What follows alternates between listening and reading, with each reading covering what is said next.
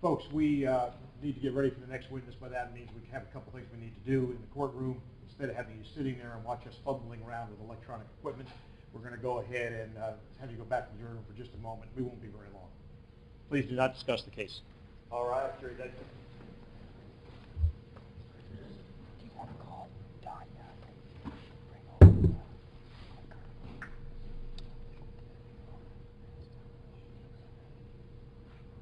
because the only way that I know to do it is to look it up there, which means you don't have to advance, which is fine, but I'm just letting you know. Is she going to write it down? I don't know how fast she'll do it. Yeah, try. We'll see if she does, and we'll make it work. All right, folks, we'll be in recess for a few minutes.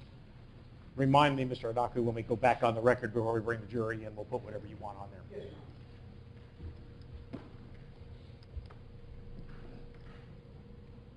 Seems to be working. Knock on wood. What's it called? What am I asking for?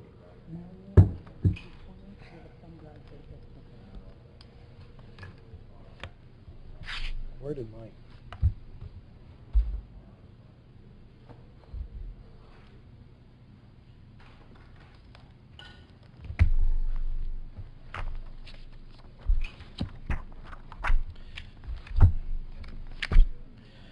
I can't find that jury chart you gave me, the final one you made up. Wait a minute, here it is. I got it. No, I got it. I think someone has had Mario has a laser pointing drive. Oh. It's not just the laser pointer. I mean, we have those, but there's something you have to click on. Advances now. If you're able to.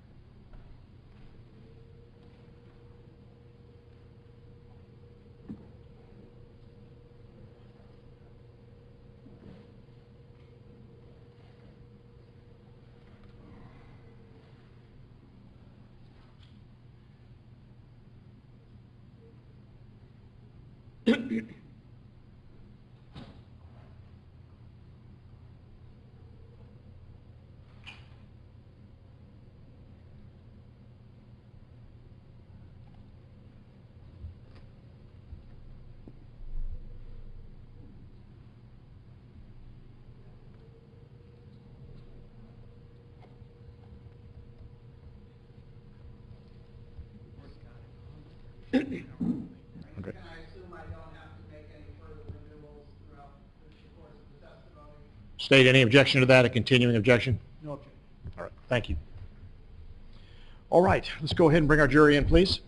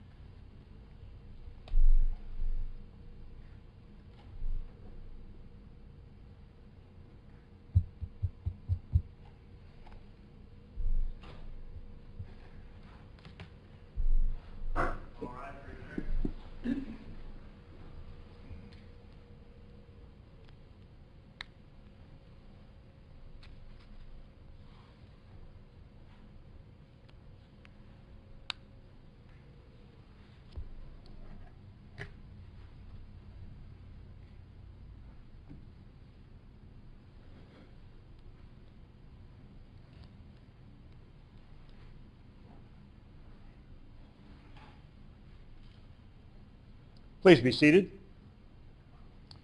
Call your next witness. Next witness is Justin Fleck. Okay, thank you. Justin Fleck.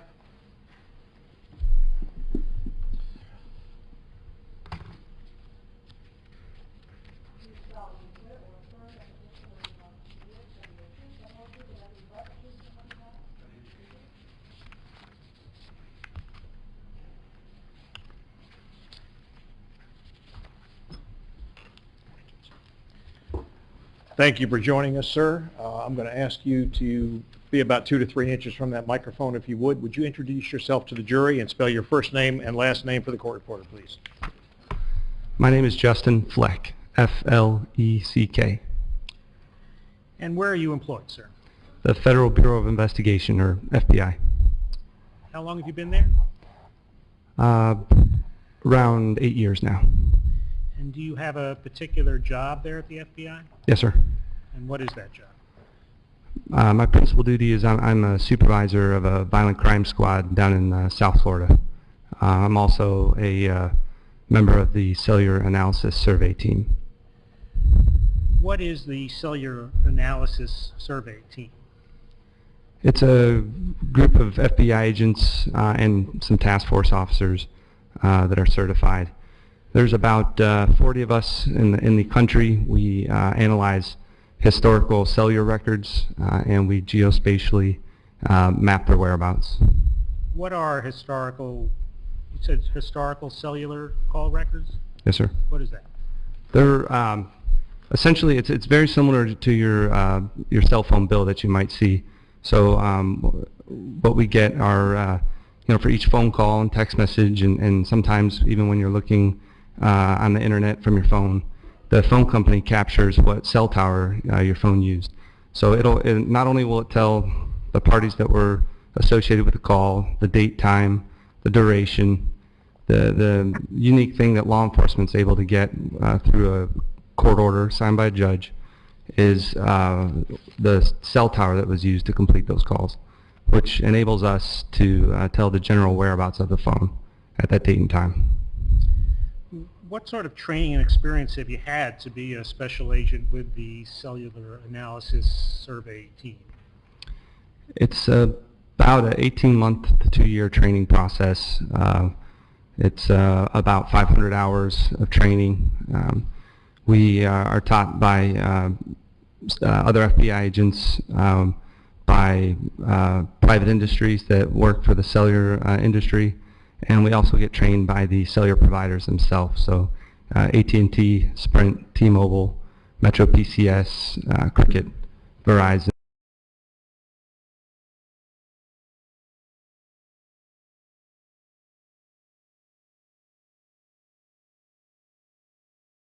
Some are a little bit different than others, but essentially you get similar information. Have you ever testified in court as an expert on historical call detail record analysis? Yes, sir. Do you work primarily on state cases, federal cases? How does that work? It's a good mix. I would say probably more state cases focusing on homicides. And do you do that all around the country? Yes, sir. Around the world. Around the world? And what sort of techniques do you use? How do you determine the physical location of a phone at a particular historical time? So there's two very important pieces of information that I need to do that. And the first one being what we talked about, the call detail records for a particular phone. So we have those set of records that we explained: date, time, duration, calling parties, and that tower information. Then what I also need is what's known as a tower list. So these come from the cellular provider on a regular basis to the FBI, and we store them for all law enforcement for historical purposes. And these tower lists have a listing of all the towers for each provider and where they're located by latitude, longitude, and the unique number that I'm able to reference to the call detail records to tell where that tower was. And it'll also have sector information. So instead of just telling the location of the tower, but it also tells the sides of the tower, which is very useful. Can you explain just generally how it works when someone makes or receives a call from a cell phone, how it connects to a particular tower? Sure. So, so very simply put, a cell phone is a two-way radio. Very similar to like when we were kids, you know, walkie-talkies. You talk to one another across the house, or you know, in the front yard or the backyard.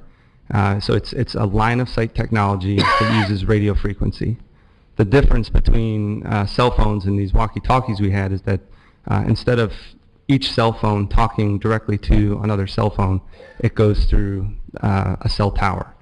So you know, probably driving down the road, you've seen these cell towers on the sides of buildings, on tall structures, and these. So the handset is constantly, the cell phone is constantly listening to the cellular network, and then specifically, it's listening to whatever provider you have. So if you have a Verizon phone, your phone's listening to Verizon towers, and it's constantly measuring the signals of these towers to see which one is the strongest and the clearest. And whenever there's an incoming call or you want to make an outgoing call, your phone is going to select that tower that it hears the strongest and the clearest, which is typically the closest tower, barring some large obstructions. So that's line of sight radio frequency technology. So when you make that call, your phone chooses that tower that's the strongest, the clearest, usually the closest, and it'll go out to the network and it'll connect out to the other party you're trying to call. And when that transaction occurs, the phone company makes a record of that, date, time, who you're trying to call, and what tower you used, and not just the tower you used, but the side of the tower you used, which is very useful information for law enforcement. When you talk about the side of the tower, could you explain that a little more? The easiest way to explain it is it's like a pizza. Think of a pizza, and the cell tower is the middle of the pizza. And if you were going to cut that pizza into 3 equal slices, that's the mental picture of how a cell tower radiates out. So when we talk about a side of a tower or a sector, we're talking about one of those slices, a 120-degree slice of a 360-degree circle. That's the simplest way to explain a sector. Do all towers have the same number of sectors? No, they don't. They can vary, but the most common is a 3-sector tower. And are you able to determine which direction a tower, a particular sector is facing, which direction it's facing? Yes, sir. They'll call either orientation or they'll call it an azimuth, which would be the center of the sector, and then we measure out from there 60 degrees one way, 60 degrees another. Now, as part of your work on this case, were you asked to examine and analyze certain call detail records for various cell phones? Yes. Let me show you what's been previously entered as evidence as State's Exhibit.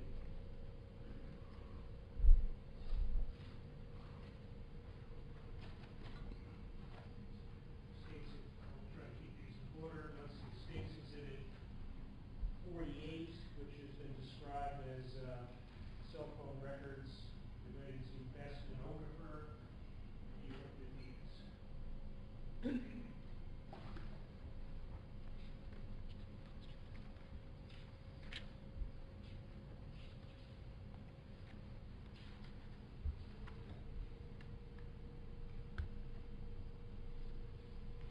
Yes, sir. State's Exhibit 49 in evidence.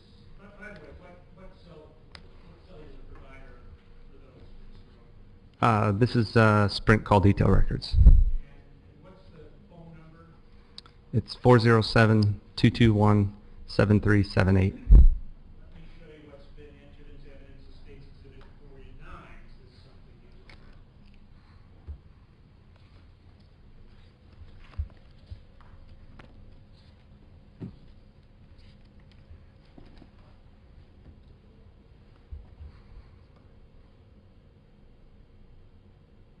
Yes. And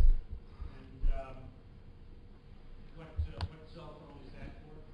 This is 407-326-4071.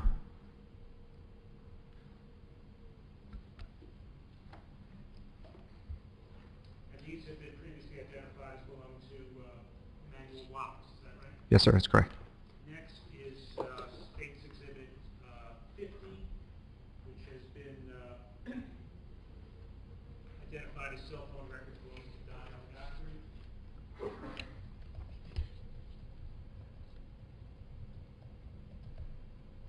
Yes, sir. And what phone number is that associated with? It is Metro PCS phone number 321-527-1821. Metro PCS. Yes. Let me also show you State's Exhibit 51, which has been previously entered into evidence as being cell phone records for Sharif Gordon.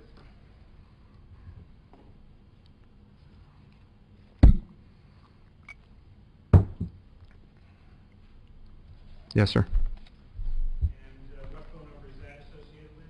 407-712-5818. It's AT&T. And last, State's Exhibit 52, which has been described as the cell phone records for Nestle Cicero.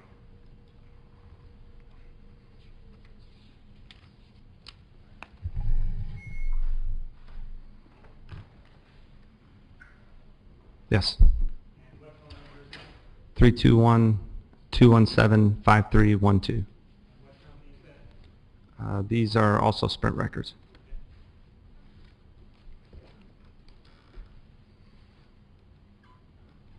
Well, you said from reviewing these call detail records, you were able to determine a cell tower and a sector of that tower that a phone is hitting off of at a particular time. Is that right? Yes. And how were you able to do that from looking at the call detail records? So each line of the call detail records, has the, like I said, the date and the time of the call, the duration, and then off to the side it has the tower information. And in that tower information, depending on the provider, there's different ways they display it, but it's going to tell you the tower information and also the sector. So it tells me that tower, that spot on a map, and then the direction out from that spot on the map the phone was located. And so then I'm able to estimate the location of the phone. Now, if you have some information about the tower and the sector that's listed on the call detail records, how do you know where that tower is located? I would have to go to the tower list, which the provider gives us. Let me show you what's been marked as State's Exhibits 31 for identification. Tell us what this is.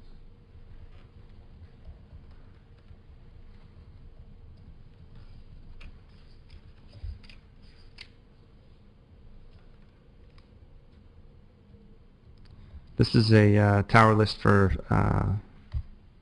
Sprint. And for a particular date and a particular area? It's the Orlando area, and it's dated August the 7th, 2014.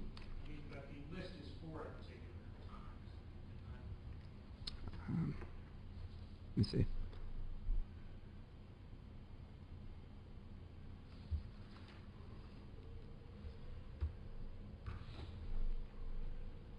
Yeah, I don't recall the time off the top of my head. It was a tower list that I pulled for the time of the incident. Okay, so you have, does let me just show you the front page of that. Okay. Oh, all right. Yeah, it's right here. So for September 2012. Okay. And does the FBI have a database of all these towers for the different phone companies? Yes. Yeah, they update usually monthly. And you keep a historical record of that for particular dates and areas, is that right? Yes. And this State's Exhibit AY, is that correspond to the records you already have? Yes. Okay. So you say that AY is for Sprint, correct? That's correct. Let me show you State's Exhibit AZ and ask you if you can look at these.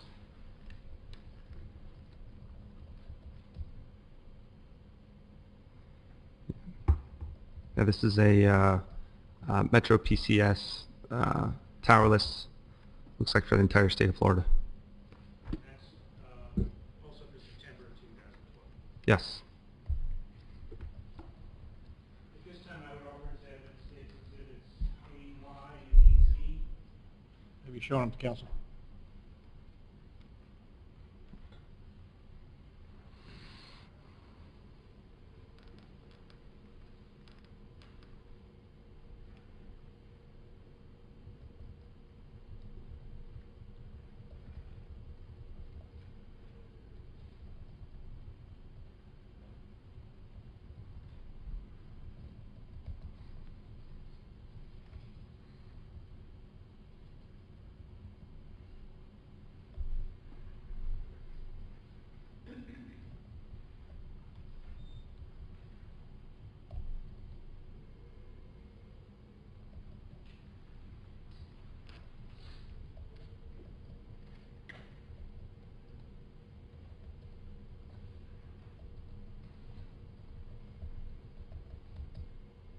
Any objection?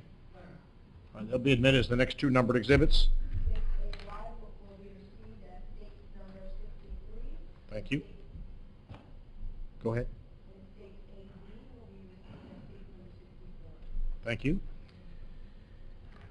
Now, you mentioned you'd reviewed call detail records for 5 phones.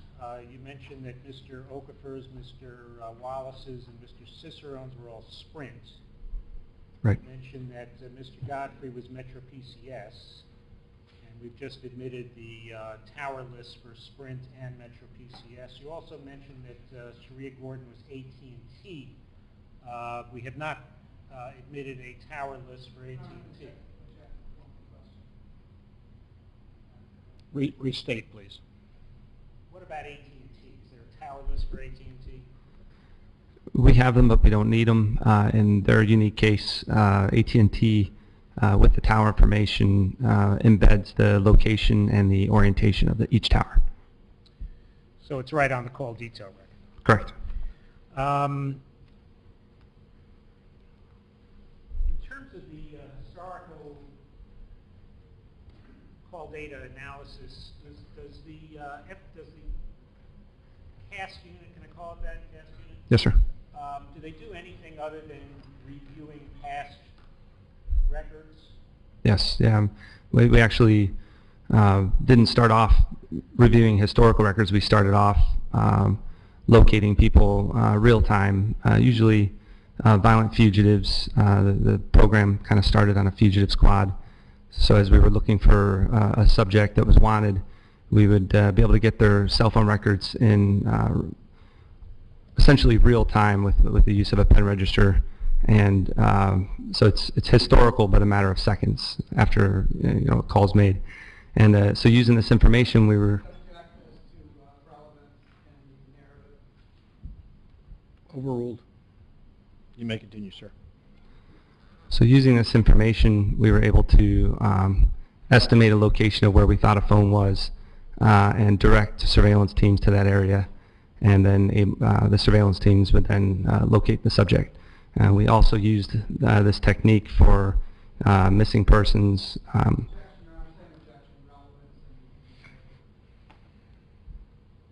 It's getting to be a long narrative. Let's break it into pieces, if you would. Okay, so you mentioned about finding people in real time. Anything else that the CAS unit does? We also use this to locate missing children that are abducted across country. And in addition to what we're doing in this case, which is using the historical data to see something that happened in the past. Yes, sir. So looking for people real time gave us the skill set to find people historically. In examining the call detail records we've admitted into evidence and comparing them to the cell tower list that we've admitted into evidence, were you asked to analyzed these 5 phones to see where they were located at various times in the early morning hours of September 10th, 2012.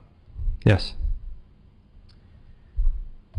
Let me ask you first of all about the phone that's been identified with Nestle Cicerone that's been entered into evidence. What were you able to determine about the activity on Mr. Cicerone's phone during the early morning hours of September 10th, 2012? If I remember correctly, there was no call activity, so I didn't do any mapping because there was nothing to map. You mentioned about doing mapping. Did you do mapping for the other 4 phones? In other words, for Mr. Okafor, Mr. Godfrey, Mr. Wallace, and Ms. Gordon? Yes. Let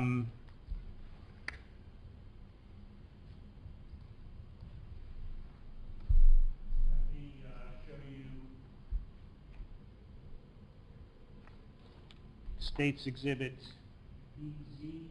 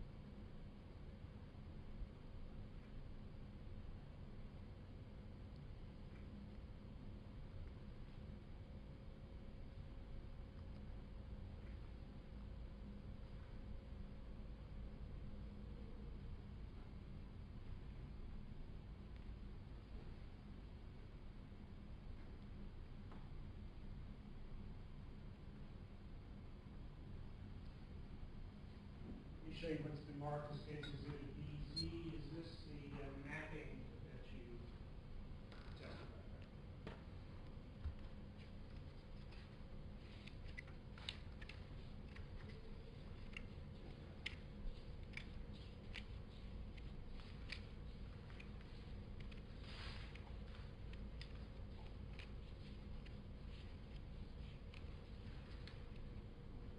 Yes, sir. This is it. Does this show the location of these 4 phones during the early morning hours of September 10th, 2012? Yes. This one I would offer as evidence, State's Exhibit BZ. Any objection? Yes, Your Honor, I would object and ask the approach. All right, please come forward.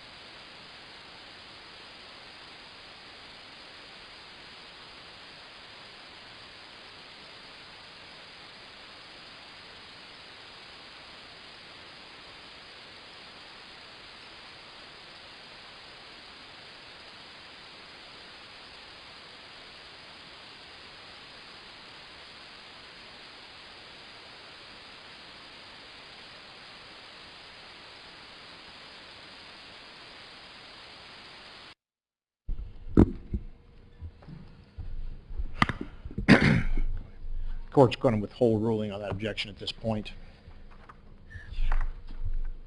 Before we begin that, were you provided certain addresses to place onto these maps? Yes. Do you have those addresses with you? No, sir, I did not. Okay. Let me ask you, were you provided the address of 503 Bernardino Drive in Ocoee, Florida as being where the crime scene occurred? Yes. And did you place that onto the map? Yes, sir. Were you provided an address for a Marathon gas station? 8299 Silver Star Road in Orlando. Yes. And did you place the Marathon gas station on the map at that address? Yes, sir. Were you provided an address of 1241 St. James Road in Orlando as Mr. Okafor's address? Yes. And did you place that on the map? Yes, sir. Were you provided an address for Sharia Gordon's address, which was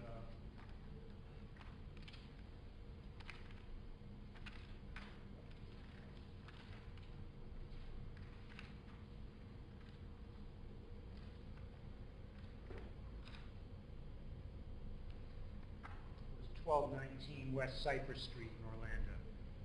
Yes. And did you provide that on, did you place that on the map as well? Yes, sir. Were you also provided an address for Nestle, I'm sorry, for Nestle Cicerone as being 5806 Judy D. Drive in Orlando?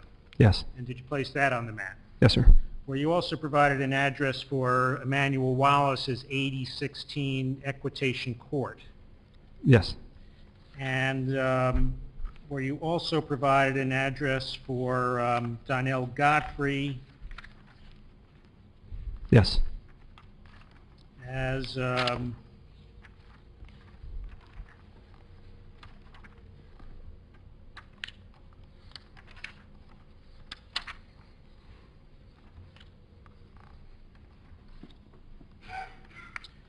have it right in front of me, but on Balboa, I believe it was.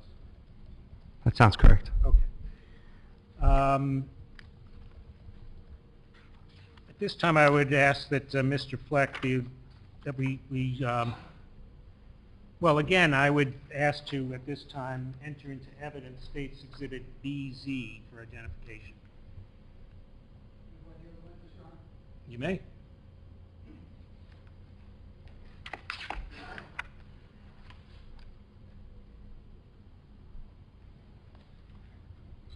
Good morning, Mr. Fleck. Good morning. Do you know whether the addresses that were given to you actually correspond to the descriptions that were given to you? For instance, do you know whether the address that was described to you as a Marathon gas station is in fact a Marathon gas station? I've never been there. I had the address. I put it on the map, which is displayed, and you know, according to Google, it was a gas station. But I didn't go there myself. Did it actually describe it as a Marathon gas station? I don't remember. Did any of the addresses given to you as witnesses describe them as corresponding to those witnesses? For instance, when you put in Sharia Gordon's, the address told to you as Sharia Gordon's address, did the Google Maps show it as her address? No. And how about Mr. Cicerone's? No. Mr. Wallace's? No. Mr. Godfrey's? No. The 503 Bernardino Drive, was there any indication that it was the crime scene? Just other than what I was told by the prosecutor and law enforcement. So you were just relying on what other people gave you as far as descriptions? That's correct. You listed phone numbers, or you described the phone numbers by name rather than the phone number in some of these documents, right? Yes. And these names were just names given to you by others, correct? That's correct. For instance, where you describe a phone as Mr. Okafor's phone, that's what somebody told you. That's correct. And in fact, the phone number that you're working with is not in fact registered to Mr. Okafor. Is that right?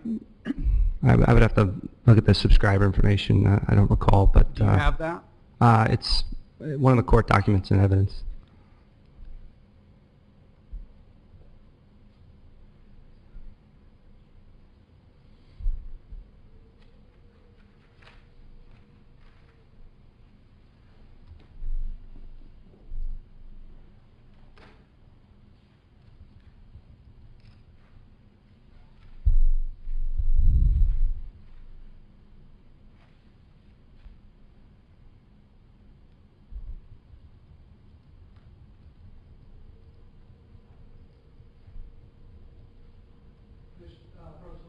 You may. Shown was marked as State Exhibit 48. Is that the document you were just referring to? Yes, sir. And does that contain the subscriber information? Give me just a second.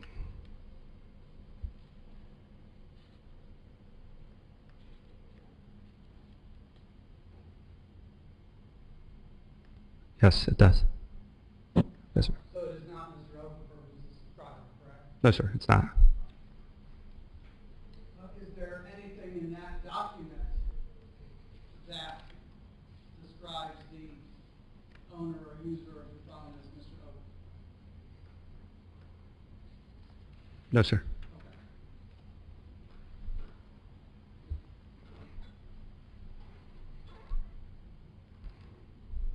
And the phone you described as belonging, or as Wallace, the Wallace phone, was that subscribed to Mr. Wallace, or is that someone else's phone? I have to refer to those records.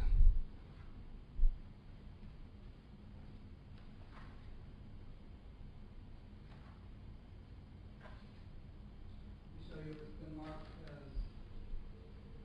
States 49 in evidence? Is that the correct document? Yes, sir, this is it.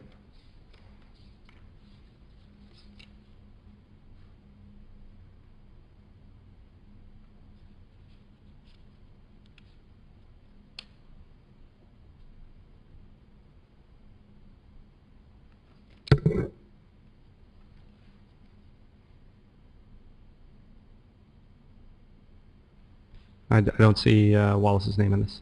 Who's the subscriber for that phone?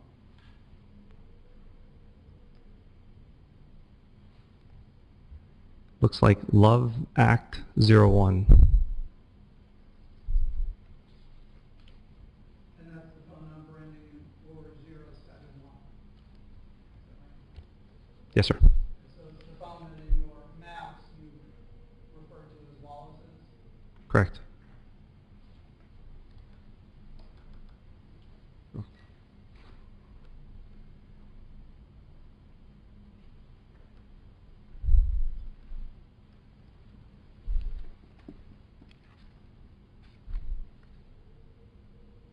Does the same hold true for the other labels where the last names that you're using instead of phone numbers are as provided to you by other people? Yes, sir, they were. Nothing further on, thank you. Okay. I would object to the admission of the Any response? Yes, let me just ask a few more questions. So the phone numbers, you don't have any personal knowledge of who had those phones, who did anything with those phones, is that right? Correct. All I know is what's in the data, in the records. So you just know the phone records for particular phone numbers. Correct. And we, the state, provided you with information about those phone numbers as to who we believe they belong to. That's right. In your maps, did you, on the very first page, did you show what the phone number was and who we told you it was associated with? Yes. But from your own personal knowledge, you don't know who might have had that phone at any particular time. That's true. Would there be any confusion, anybody looking at your maps to see what phone number we're talking about? objection, Your Honor, because of speculation. Sustained. Did you make it clear in your maps what phone number we're talking about? Yes. And was the name put in for ease of reference? Yes. Your Honor, I think it's clear from the maps what phones we're talking about, and I believe this witness is not purporting to say that these phones belong to any particular person. And there has previously been testimony from... It's not necessary. I think he can use these for demonstrative purposes. I'm not going to admit them for an evidentiary basis in this matter.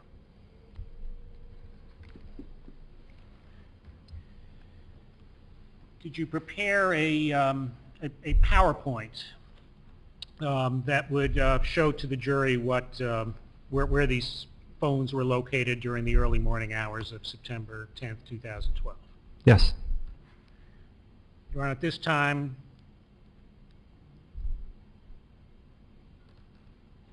I would like to show that PowerPoint to the jury. Okay. Do I assume it's more than just a PowerPoint presentation he's going to be narrating? Well, we're going to go through it and I'll be asking Okay. questions. All right. Thank you.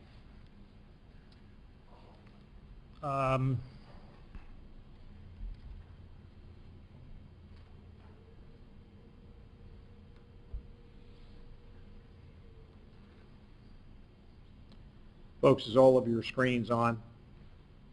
Okay, sir, is your screen on? Yes, sir. Okay, thank you. Please proceed.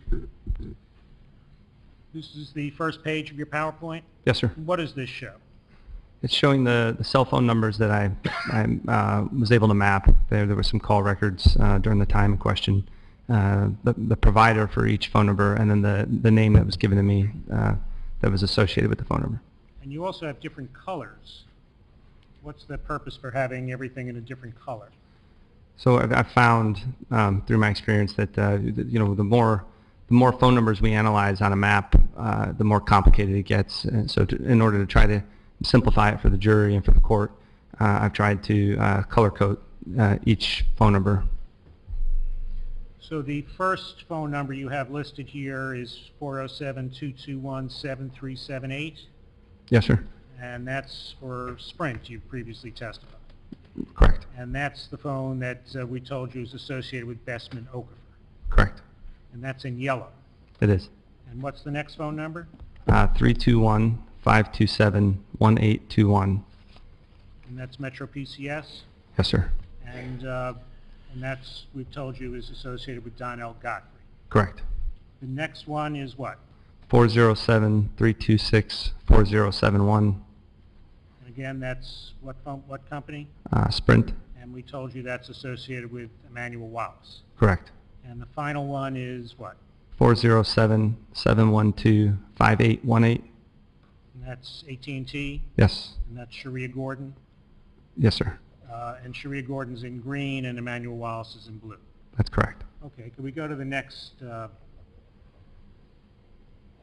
what does this show? This is just this is not a particular tower with this case, but it's this is to show the jury what we're talking about when we talk about cell phone towers.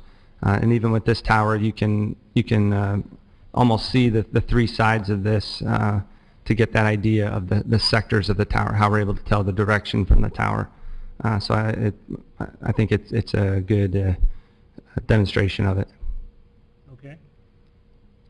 Next. And what does this show? So we're going to talk first about phone number 407-221-7378, which is a Sprint cell phone that I was told is attributed to Bessman Okafor. Okay, next. What does this show? So this is a map of the, I guess would be referred to as the Ocoee area.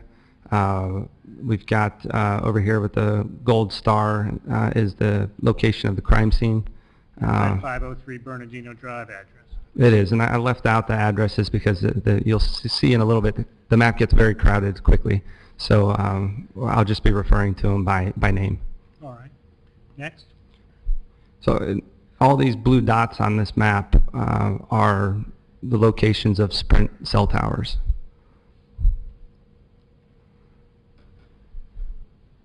What does this show? So this is now I've got some points of reference on the map that were given to me as relevant in the case. And again, I just listed Cicerone's residence, Okafor's residence. These are addresses that were given to me by the prosecutor as relevant to the case. The Marathon gas station and Gordon's residence as well. Okay, next. So what I'm going to start doing now is we're analyzing the movement of the phone number that was attributed to Mr. Okafor on September the 10th, 2012, starting at 3:52 a.m. This is kind of a macro view. It's zoomed out. So what I'm going to be showing you first is just the tower that was used, no sector information. And I think it's easier to see the movement of the phone based on just looking at the tower without sector. So what we're looking at here in the bottom right corner is a phone call, is that right? That's correct. It's an outgoing phone call to Sharia Gordon's phone. And that again is from this phone that we've described as Mr. Okafor's phone. That's correct. And that's 3:52 a.m.? Yes. All right. Keep going. So the next phone call is at 4:44 a.m. It's an outgoing call to Mr. Wallace's phone. And you can see it utilized the tower here nearby the Marathon gas station. Next. The next set of calls are from 5:05 a.m. to 5:36 a.m. We've got incoming and outgoing calls with Sharia Gordon's phone and Emmanuel Wallace's phone. We've got 5 calls with Sharia Gordon's phone and 3 calls with Emmanuel Wallace's phone. And that's between 5:05 and 5:36 a.m. Yes, sir. All right. Next. So what I'm going to do now is I'm going to zoom in on this, or I'm going to analyze the sector now of this these calls of interest. You can see it's the tower nearby the crime scene around the time that I was told the incident occurred. So so this map here, we're going to analyze the estimated Legal basis. The question was all right next, and he's just providing narrative. Overruled. Go on. So on this slide, I'm going to draw out the estimated coverage area for Sprint Repole 559, Tower 89, Sector 3. Let me just ask you, it says Sprint Repole 59559. What is that? A Repole, the providers use different terms. Sprint uses Repole or NEID now. A lot of the other providers utilize the term switch. What we're talking about is a grouping of towers. So, for example, Sprint Repole 559 covers the majority of the Orlando area. So it's a large grouping of towers, and then the next piece of information, Tower 89, is the specific tower in this grouping of towers. So that's the difference between the Repole and the tower. Okay. And so the tower number and the sector would be on those call detail records you've previously testified about? Yes. Okay. All right. Next. What does this show? So I drew out the estimated coverage area of the sector used here, Repole 559, Tower 89, Sector 3. This particular sector of this tower, so the side of this tower, was utilized by Mr. Okafor's phone 5:05 a.m. and 5:25 a.m. One of them was an incoming call from Emmanuel Wallace's phone, and the second call was an outgoing call to Sharia Gordon's phone. Now let me just ask you, you drew one of these pie shapes, I guess. That's from the sector information that you got off the tower list? Right, the sector information reference to the tower list tells me the direction of the sector off the tower, and then based on my training and my experience, I estimated the coverage area for that sector. How were you able to estimate the coverage? Well, so when the provider, well, first of all, based on the amount of training that I've had in this field by the providers, even Sprint themselves, by their network engineers and their law enforcement groups. But beyond that, we've used this information real time. This is the type of information that we use to direct search teams for a fugitive or a missing person or a missing kid. So I have good confidence in the real world experience in utilizing these defined phones. So based on that, I'm able to draw an estimated coverage area. Why doesn't the range of this tower go out further than this? Right. So the way to keep it very simple, the way the provider will set up their network is to have a certain degree of overlap. And the consensus is 20% is kind of the benchmark of overlap that they're looking for between two towers. So, in this case, looking at this tower, the opposing tower to the sector would be this tower here. That didn't work out too well. Kind of X'd it out. So this tower over here would be the opposing tower.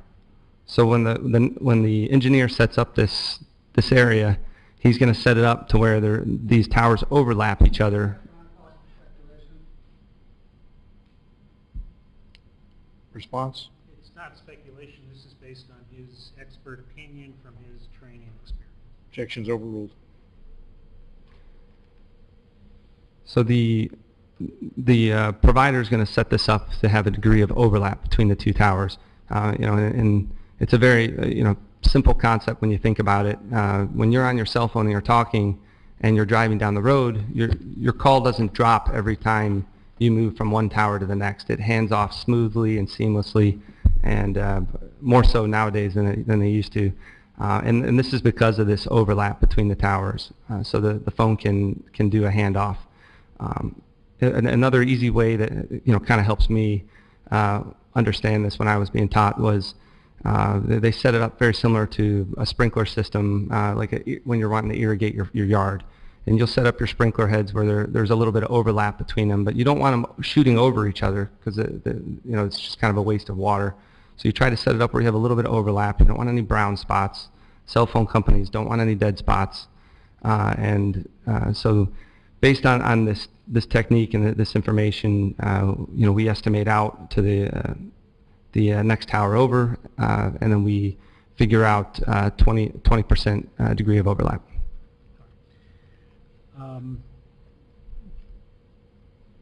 Okay, next.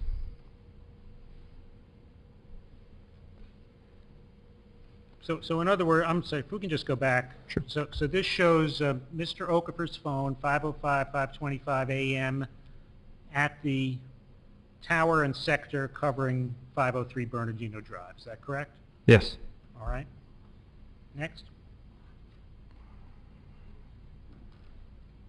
So next, I'm going to show you a couple other towers and sectors. We've got Repol 559, Tower 89, Sector 2. So the same tower, but a different side, different sector. That's going to be this tower right here. And then Tower 189, same Repol, Tower 189, Sector 3, which is going to be this tower over here in the sector in yellow. I drew out the estimated coverage areas on these based on my training and experience. So what I can tell you is that I estimate the phone was in these areas for these particular calls. So starting down here, the tower closest to the crime scene, 5:26 a.m. to 5:31 a.m., and then another call at 5:36 a.m. There was incoming and outgoing calls with Sharia Gordon's phone, 3 of them, and 2 calls with Emmanuel Wallace's phone. And then in between there, at 5:34 a.m., there was an outgoing call with Sharia Gordon. Okay, next.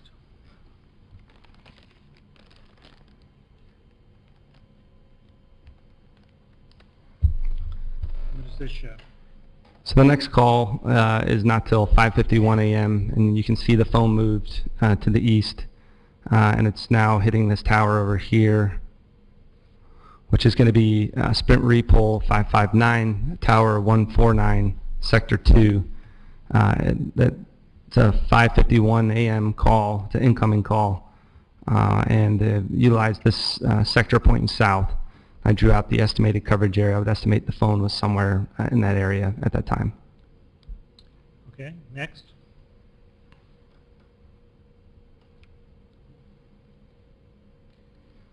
What does this show?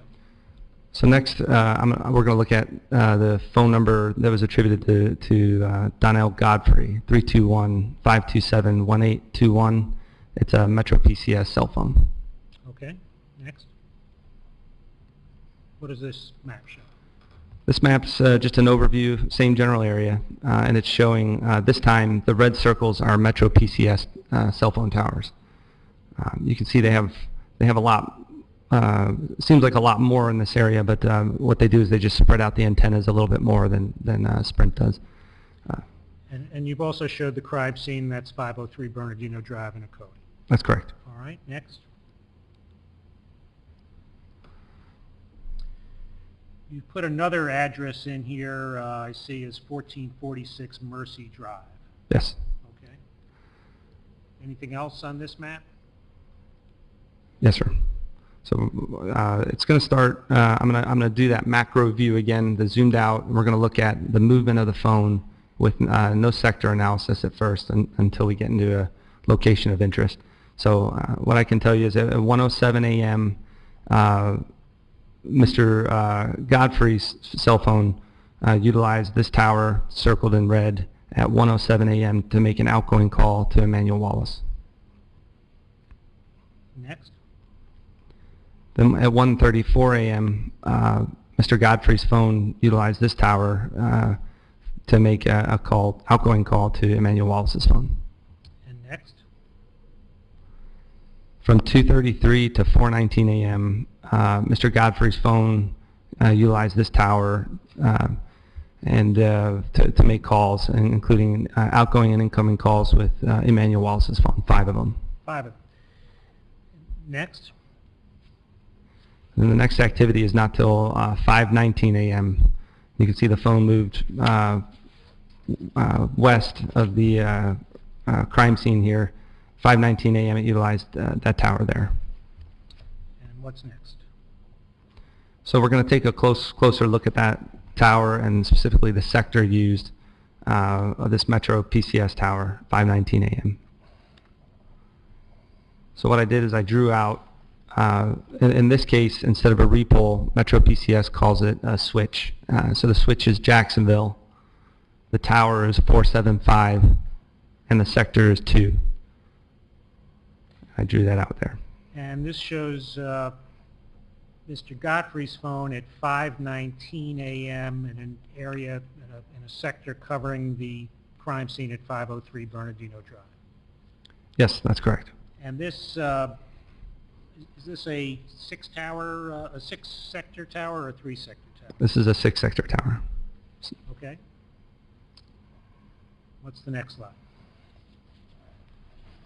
Next is looking at the phone number attributed to Emmanuel Wallace, 407-326-4071. It's a Sprint cell phone. All right. What's next? So we're going to, so we've already looked at the macro view of Sprint's towers in the area, so we're going to just jump right into the activity of the phone on September the 10th, 2012, from 12:22 a.m. to 4:14 a.m. on this slide. All right.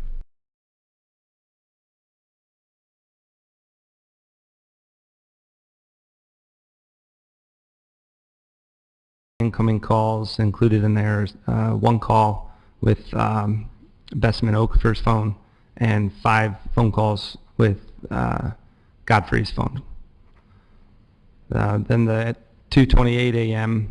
The phone utilized the tower indicated for an outgoing call with Mr. Godfrey's phone. And then up here on the top, you can see at 12:44, 1:13 a.m. and 1:29 a.m. Mr. Wallace's phone had outgoing and incoming calls with 2 of them with Mr. Godfrey's phone.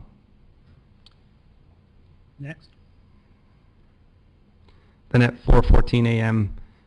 There's an outgoing call with Godfrey's phone utilizing the tower here indicated nearby the Mercy Drive address. And next.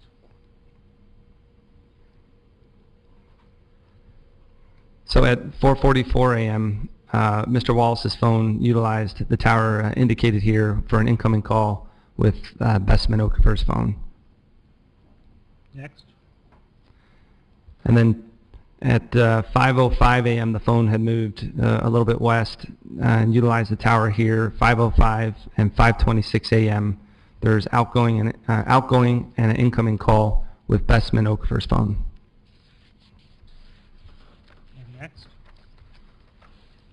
And then at 5:31 a.m., the phone moved back to this other tower over here, as indicated, for an outgoing call with Bessman Okafor's phone. And next. So we're going to back up and look at that 5:05 a.m. call because it's around the time that I was told to focus on, and it's also in close proximity to the crime scene.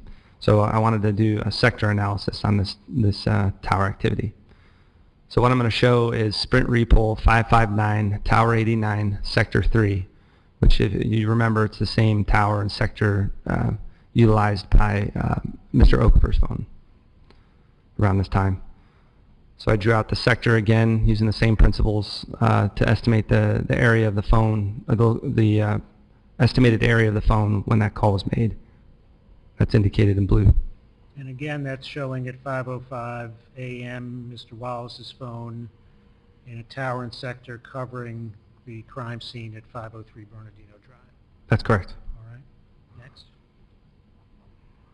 So next is we're going to look at the phone number attributed to Sharia Gordon, 407-712-5818, and it's an AT&T cell phone. Okay. Next. So this is the zoomed out macro view showing you the same general area. We have the crime scene indicated here with the gold star. And this time the green towers, or the green dots, are going to represent AT&T towers. Okay. Next. So we're going to start analyzing the usage of the phone on September the 10th, 2012, around the time in question. And we have, for reference here, Gordon's residence shown on the far right in green, Mr. Okafor's residence in yellow, and Cicerone's residence in white. Next. So from 12:56 a.m. to 3:52 a.m., Mr. Gordon's cell phone. Miss Gordon. I'm sorry, Miss Gordon's cell phone utilized this tower is indicated nearby Gordon's residence, 12:56 to 3:52 a.m. And there was incoming and outgoing calls with Mr. Okafor's phone, 7 of them. Okay. Next. The next activity is at 5:26 a.m. The phone moved west nearby the crime scene, 5:26 a.m. for an incoming call with Mr. Okafor's phone. And next. And then 5:28 to 5:36 a.m. the phone moved, to a tower a little bit north and east of the crime scene, and those for incoming and outgoing calls with Mr. Okafor, 4 of them. And next. And then from 5:42 to 6:21 a.m. the phone utilized the tower indicated for one of them was an outgoing call with Mr. Okafor. And next. So in this slide, we're going to back up a little bit, we're going to analyze that call, 5:26 a.m. nearby the crime scene on September the 10th, 2012. So you can, I drew out for you here AT&T LAC, LAC, LAC, 27204, tower 20181. LAC is AT&T's term for switch or repole that we've previously talked about. And then the tower is the specific tower, and embedded in that number also tells me what sector. And next. So I drew out the estimated coverage area of that tower using the same principles. And so I would estimate that for this 5:26 a.m. Incoming call with Mr. Okafor, that Sharia Gordon's cell phone was within this green shaded area. And that green shaded area covers the crime scene at 503 Bernardino Drive at 5:26 a.m. Yes. All right. Next. So the next slide is kind of weeding out all the other information. It's just going to focus on September the 10th, 2012, around 5 a.m., where all 4 of these phones were on the same slide, and they'll be color-coded to help the court understand it, and I think it paints a better picture of the activity. And what does this show? So now we've got different colored dots on the map because we've got all these different Metro PCS, Sprint, and AT&T towers on there. So, and we have the crime scene here with the white star, the location of the crime, and we're going to start overlapping each phone and what time and what tower and sector it used. All right. So at 5:05 a.m., Mr. Wallace's phone, if you remember, used this tower here, this sector as shown in blue with the estimated coverage area. Next. 5:26 a.m., Sharia Gordon's phone utilized the tower as indicated and the estimated coverage area shown in green. Next.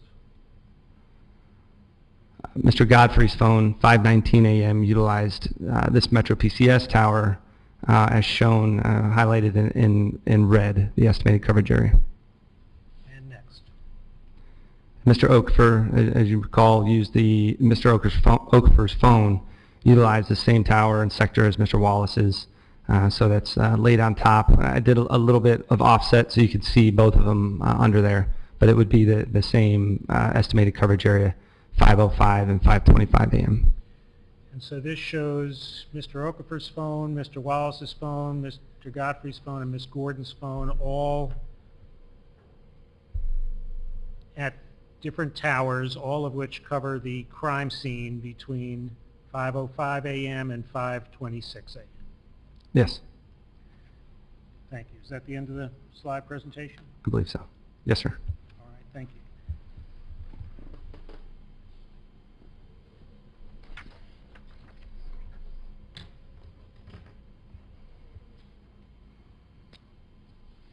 Your Honor, again, I don't know if we need to approach, but I would again like to offer this exhibit into evidence so the jury can Approach.